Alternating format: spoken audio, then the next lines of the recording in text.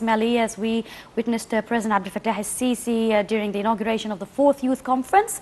And we are going to be shedding more light about this conference, the timing, of course, that coincides with a very special day, which is the 35th liberation or anniversary of the liberation of Sinai. And we're joined here in the studio with Dr. محمد الحليم, who's a political analyst. Thank you very much, Doctor, for joining us.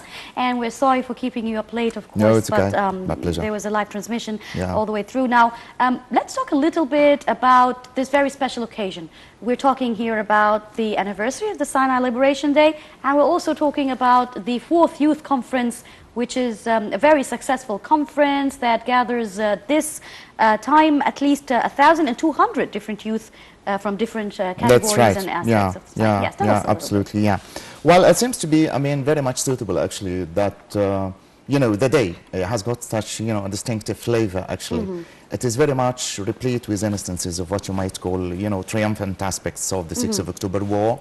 It has got the flavor and the distinctive, you know, I mean, smell of all those glorious days, the day of, you know, I mean, passing through the Suez Canal and the devastation of the barley flying. And at the end of the day, you can really say that it comes, you know, by the triumphant aspect of the Egyptian armed forces, when they would put an end, actually, for the invincible mythology of the Jewish armed troops, actually. So as it stands, the day, the anniversary of, you know, Sinai as a liberation day seems to be quite very much distinctive, as I've just said. It reflects, you know, the atmosphere and the aroma of success, of the pleasure. I still remember those nice words of late Muhammad Anwar Sadat, actually. There will be a day that we will sit and talk, not to talk about our glorious histories, not to talk about our own pleasures, but to talk about the differences, actually, between the extreme sense of sadness that we have had a long journey to, and the sense of the triumphant aspect, actually, that we would pick the fruits of right today. Nowadays, we would remember all those glorious days, actually, particularly when it comes at, you know, the 3rd conference of youth, as an inauguration, as you might have said at the very beginning, of the first consummation of success of the first youth conference that was held, actually, in Sharm el-Sheikh at the very beginning, then folled by the extreme sense of success also of Aswa. Yes, Sorry, of Aswan as well, on the 28th and 29th, actually, of, you know, last January. And then it seems to be a termination and final consummation of what you might call an absolute sense of crowning of all the achievements and all the glorious aspects that the youth would reach to, actually. We will be very much interested in the sort of the give and take dialogue that did take place, actually, during the course of the previous 2 conferences, between the youth on the one hand and between Mr. Fattah al-Sisi on the other. Still remember also when we had been in Aswan a couple of months ago, actually, when the presidential procession was passing, carrying, you know, Mr. Fattah al-Sisi. Then all of a sudden, you know, one old woman, actually, would transcend that, would obstruct that presidential procession, would ask every now and again about, you know, I mean, dignity and karama. You understand? So domestic, and she would ask some questions for the top and the highest presidential authorities. And the demeanor of Mr. Fattah al-Sisi was very much remarkable, was very much hospitable, was very much full of kindness and sense of pleasure. He would order the pleasure, you understand, with, under the procession to stop and actually to shake hand and to give some water, actually, for the old woman. Talking to her very frankly and very friendly. I still remember also about 15 years ago, same situation did occur. When you may remember, when the late President Mohammed Hosni Mubarak, when he was in Boursaid at one time, and one of the old men actually would like to say hello and greet him, you know, while he's passing through his own, you know, presidential procession, he was to be shot on the spot, actually, for reasons of safety and security. So see the difference between 2 distinctive types of periods. 2 types of men, actually. One was very much admiring, if not adoring his own people, you understand? Trying to push them a bit forward every now and again.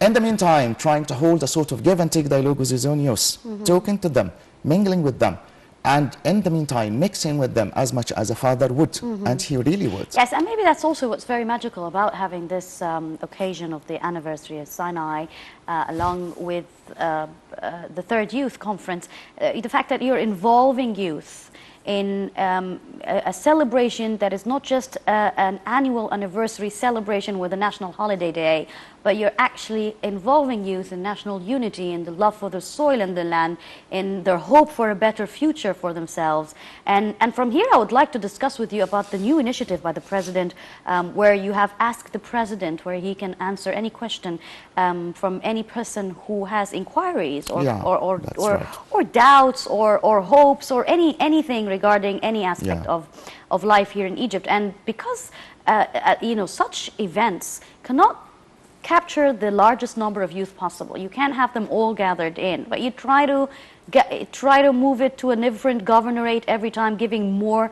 chance of more youth to go. So having this initiative, how successful do you think it would be, and how much closer could it strengthen the tie between the presidential institution, the government, and the people? Yeah, youth it's in just particular. what you might say, actually, you know, and the title actually of the summit is Innovate, Give It a Go. This is to begin with. And then today you have heard actually of asking the President straightforwardly and directly.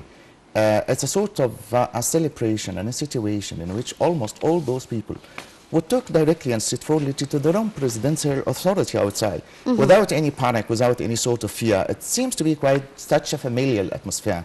They are posing questions in much the same way that the presidential authority is quite ready there to answer all these questions so frankly. I still remember, you know, during the course of the second conference in Aswan a couple of months ago, when one of the young men, called Ala Mustafa, I think, would ask about, you know, I mean, very much blunt and straightforward questions, the presidential authority, asking about, you know, Kima drainage and the sort of the waste and the sort of the contamination of, you know, I mean, of the drinking water.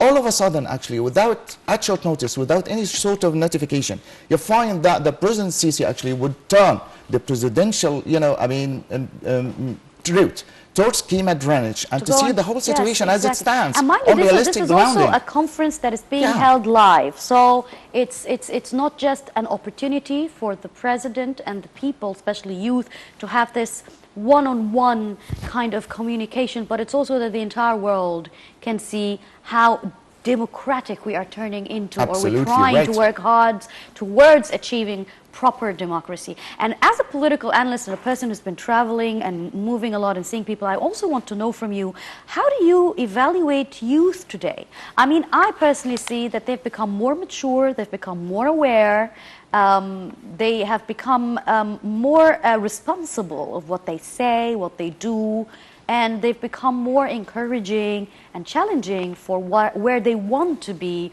or how they want the country to turn out to be in the near future. Well, contrasted with what would seem to be quite very much propagated widely here, there, and everywhere about, you know, I mean, the falsification of the social situation of youth, of the Egyptian citizens, I would say, they are far from being so. Nowadays, you know, I mean, you can really see that the word turned into, it's more than being very much tight rather than being a very much little village. Now it seems to be quite very much condensed, very much capsulated. The whole situation is very much minimized to a greater extent. Youth today are very much participating, are very much giving a hand, actually, if now and again. They are asking straightforward questions, you know, it's a sort of an aspiration, it's a sort of a dream that they have never ever dreamt of before. Exactly, and that's what we're going to also be seeing, because we're going to be going back live again very shortly to the third youth conference that's currently taking place in Ismailia. But of course, we'd like to thank you once again very much, Dr. محمد الحليم, of a political analyst, and thank you for your patience and your time. And